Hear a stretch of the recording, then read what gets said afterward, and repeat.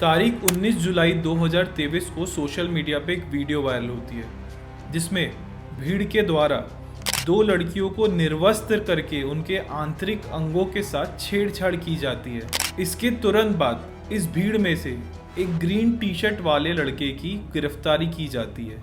लेकिन आपको जानकर हैरानी होगी कि ये घटना 4 मई 2023 को ही घट चुकी थी और इस हादसे की एफआईआर 18 मई 2023 को करी जाती है और इस हादसे की करीबन 82 दिन बाद उस भीड़ में से सिर्फ एक लड़के की गिरफ्तारी की जाती है और इतने दिन बाद पीएम मणिपुर के हादसे के बारे में अपनी पहली स्टेटमेंट देते और इन 82 दिनों में मणिपुर की सरकार एवं मणिपुर की पुलिस कहां सो रही थी और अगर मणिपुर का वो वीडियो वायरल नहीं होता तो क्या उसके बाद एक्शन लिए भी जाते, क्योंकि वायरल होने के बाद ही चीज़ें सामने आई और कितनी बड़ी कहानी है मणिपुर के जो सालों से चल रही है। सालों से मणिपुर में वायलेंस हो रहा है, सालों से लड़ाइयाँ हो रही है, सालों से जो एक वीडियो वायरल हुआ शायद उस जैसी घटनाएं हज़ारों हो चुकी होगी।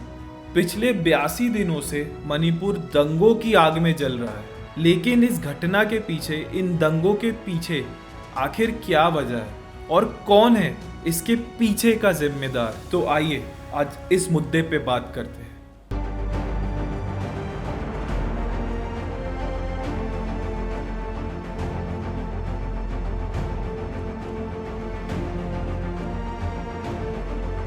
मेनली मणिपुर में दो रीजन्स है, एक है हिल और दूसरा है वैली प्लेन्स, जिसमें से 90% एरिया हिल्स है जहाँ पे नागा और कुकी ट्राइब्स रहते हैं और जिनकी आबादी सिर्फ 35% है और दूसरी तरफ वैली प्लेन्स में मेतीस रहते हैं जिनकी पॉपुलेशन 65% है। नागा और कुकी ट्राइब्स मेनली क्रिश्चियन लोग हैं और मेतीस मेनली हिंदू और मुस्लिम लोग हैं और इसी अनइक्वल डिस्ट्रीब्यूशन की वजह से मणिपुर में पिछले काफ़ी सालों से कॉन्फ्लिक्ट्स चल रहे हैं। लेकिन इस बार ये मामला काफ़ी बड़ा हो गया और बहुत बड़े दंगे का रूप ले लिया। सिर्फ मई महीने के अंदर 130 लोगों की जान जली, 400 से ज़्यादा लोग घायल हुए और कई महिलाओं पे बेरहम अत्याचार हुए। इस कॉन्फ्लिक्ट के पीछे मेनली दो वजह है।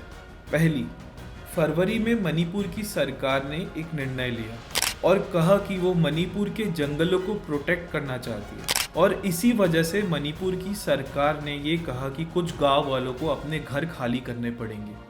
चूराचांदपुर डिस्ट्रिक्ट के सोंगजंग गांव के लोग बताते हैं कि उन्हें बिना किसी वार्निंग के अपने अपने घरों से बाहर निकाल दिया और इसी रीजन में कुकी लोग रहते हैं जिन्होंने सरकार के इस निर्णय को अपने ट्राइब के खिलाफ बताया।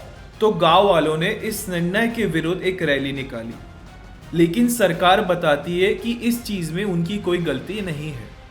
सरकार बताती है कि उन्हें मणिपुर के अंदर प्रोटेक्टेड लैंड फॉरेस्ट का सर्वे किया जिसमें ये गांव भी शामिल था, तो उन्हें इस गांव को भी प्रोटेक्ट करने के लिए लोगों को घर से खाली करवाना पड़ेगा।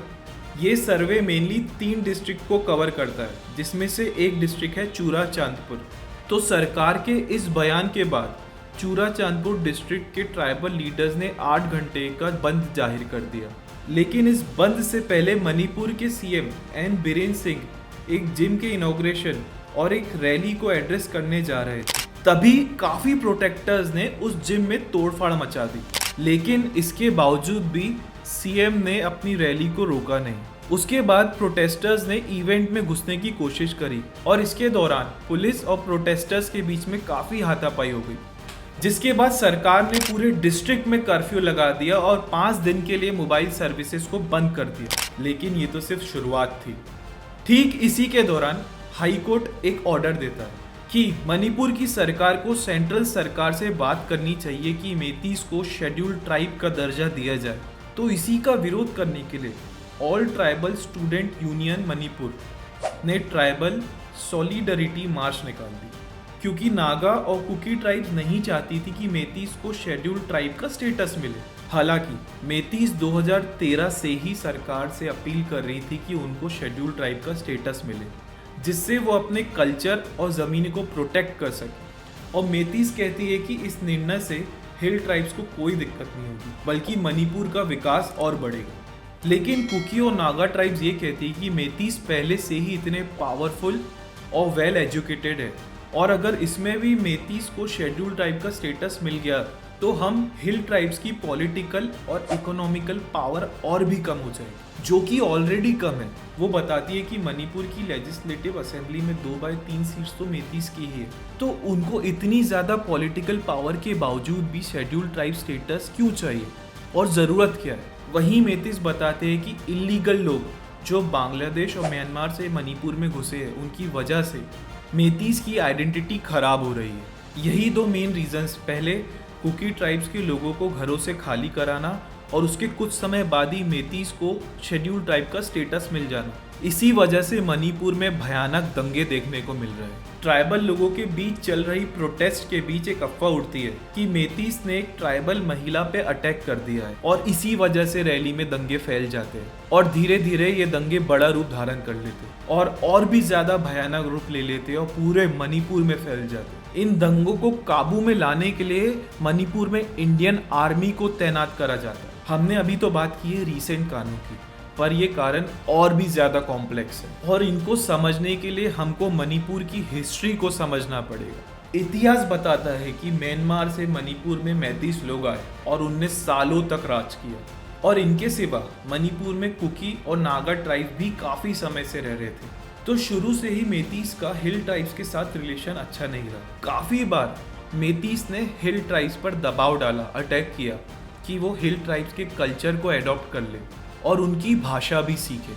और मेतीस ये सिर्फ इसलिए करना चाहते थे कि वो अपना किंगडम को बढ़ाना चाहते थे, वो हर जगह फैलना चाहते थे, और इसी वजह से इन दो ट्राइब्स के बीच अक्सर तकरार होती रहती। फिर 1819 में बर्मीज एम्पायर ने मणिपुर को इन्वेड कर लिया और बर्मीज ने मेतीस और हिल ट्राइब्स को काफी ज्यादा नुकसान पहुंचाया। फिर 1826 में पहली एंग्लो बर्मिश वॉर हुई जिसमें बर्मीज एम्पायर की काफी बुरी हार हुई और फिर अंग्रेजों ने मणिपुर में कब्जा कर लिया। और आप सोच ही सकते हैं कि अंग्रेजों ने क्या किया होगा, वही जो पूरे भारत में किया, डिवाइड एंड रूल। इसके तहत अंग्रेजों ने लैंड सेटलमेंट पॉलिसी एक्ट बनाया जिसके अंदर फर्टाइल लैंड मेतीस को दे दी और नॉन फर्टाइल लैंड कुकी को दे दी, और इसी वजह से इन दोनों ग्रुप के बीच में काफी विवाद चालू हो गए और ये विवाद आज़ादी के बाद भी नहीं रुके। सन 1956 में इंडिया ने मणिपुर को एक यूनियन टेरिटरी घोषित किया और एक कायदा बनाया कि मेतीस हिल रीजन की जमीन नहीं खरीद सकेंगे, और कुकी और नागा ट्राइब्स को शेड्यूल ट्राइब का स्टेटस दे दिया और उनको छूट दी गई कि वो पूरे मणिपुर में कहीं भी जमीन खरीद सकते हैं। फिर 1972 में मणिपुर को यूनियन टेरिटरी से स्टेट बना दिया गया।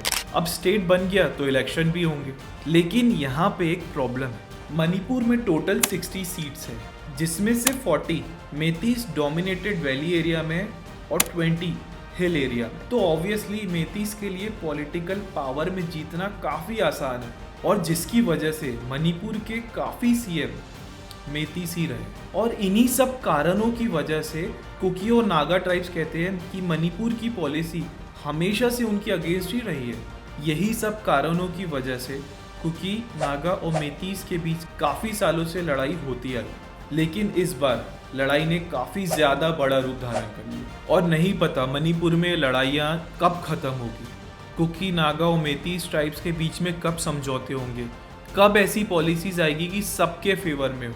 और अगर वो वीडियो वायरल नहीं होता तो क्या हमें पता चल पाता कि मणिपुर में इतना सब कुछ हो रहा है, क्योंकि वो वीडियो तो शायद एक झलक थी क्योंकि वो रिकॉर्ड हो चुका था, पर जो चीज़ें रिकॉर्ड नहीं हुई इतने सालों से उनमें शायद इससे भी ज़्यादा ख़राब चीज़ें हुई हो जो हमें पता नहीं है। तो हम सरकार से अपील करते हैं कि मणिपुर के लिए अब जो पॉलिसी बने वो कुकी, नागा और मेतीस ट्राइब के फेवर में हो, ताकि उनके बीच विवाद ख़त्म हो जाए और मणिपुर बाकी स्टेट्स की तरह एक नॉर्मल और बेहतर स्टेट बन जाए।